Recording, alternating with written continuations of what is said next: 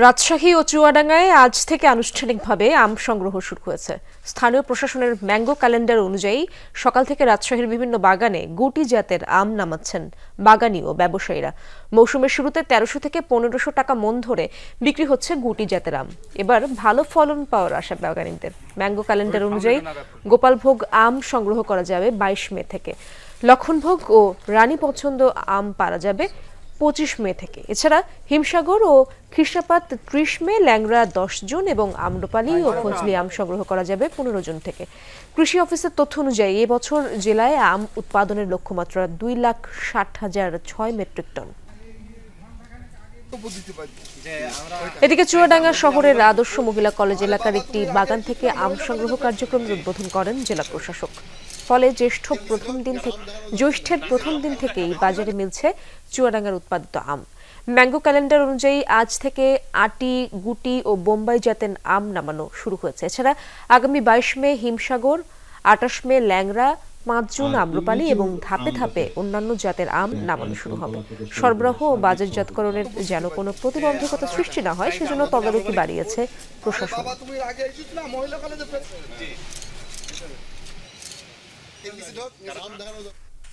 দর্শক, এ বিষয়ে আরো জানবো। চুয়াডাঙ্গা থেকে যুক্ত হয়েছেন আমার সাথে আমার সহকর্মী জিসান আহমেদ। জিসান, এবার তো একটু আগে ভাগেই আম নামানো শুরু করা হলো, তো এবার আমের ফলন কেমন দেখছেন এবং বাজারজাতকরণে কোনো প্রতিবন্ধকতা দেখছেন কিনা সে বিষয়ে জানাবেন।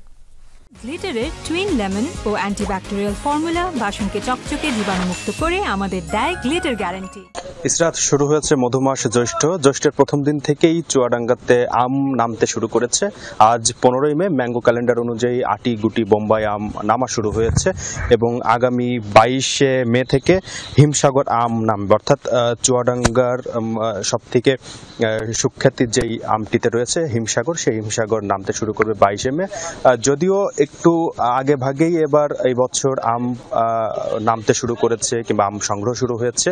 হিমসাগর যেহেতু ২২ তারিখে দিন নির্ধারণ করা হয়েছে, সেটা হয়তো বা আগিয়ে আসতে পারে, অর্থাৎ ২০ তারিখেও কিন্তু ভাঙা হতে পারে বলে জেলা প্রশাসনের পক্ষ থেকে জানানো হয়েছে। একই সাথে কৃষি বিভাগ যেটি জানিয়েছে যে এবার ২৩০০ হেক্টর জমিতে আম বাগান রয়েছে এবং যা থেকে প্রায় ৩৫,০০০ মেট্রিক টন আম পাওয়া যাবে।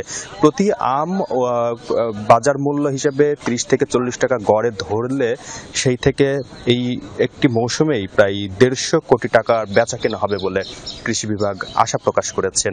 একই সাথে সকালে আমরা দেখেছিলাম যে জেলা প্রশাসক সহ বিভিন্ন ঊর্ধ্বতন কর্তৃপক্ষ কর্মকর্তা যারা রয়েছে তারা কিন্তু আসলে এই আম সংগ্রহ শুরু করেছেন এবং জেলা প্রশাসন বারবার একটি বিষয় হুঁশিয়ারি উচ্চারণ করছেন যে অপরিপক্ক আম কোনোভাবেই বাজারজাত করা যাবে না। যদি করা হয় সেক্ষেত্রে আসলে ব্যবসায়ীদের বিরুদ্ধে ব্যবস্থা নেওয়া হবে। একই সাথে ব্যবসায়ীরা যাতে আম নির্বিঘ্নে বাজারজাতকরণ করতে পারে, বিভিন্ন জায়গায় পৌঁছাতে পারে, সেই দিকটিও কিন্তু আসলে জেলা প্রশাসন তদারকি করছে। আইন শৃঙ্খলা পরিস্থিতিও কিন্তু তারা দেখভাল করছেন। সব মিলিয়ে আসলে যে পরিস্থিতি, আম নামতে শুরু করেছে এবং ধাপে ধাপে কিন্তু আসলে আমগুলো পাওয়া যাবে।